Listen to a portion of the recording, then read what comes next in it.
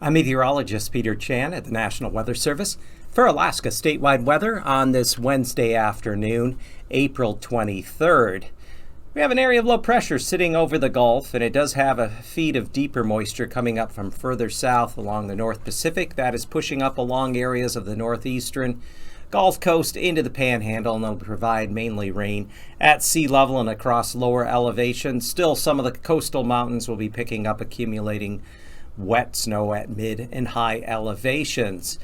Meanwhile, further west, there's an area of low pressure just to the vicinity of the western Aleutians, with a front extending out into the central Bering and then pushing up across the eastern Aleutians up into the Alaska Peninsula. And this front is in the weakening process, and that will produce some breezy conditions and some areas of precipitation along the Aleutians, mainly in the form of rain. But as that system pushes up along areas of the southwest coast around Bristol Bay, the lower Yukon Delta, and Kuskokwim Bay, there could be some mixed rain and wet snow. But overall, the systems are not especially strong, but they still are going to kind of hang around. The overall weather pattern is for these North Pacific lows to work their way either across the Aleutians or lower Bering, and then eventually impact the southwest portion of the state, the Alaska Peninsula along Bristol Bay, Kuskokwim Bay, and then up into the Gulf and Panhandle. So this is going to allow for a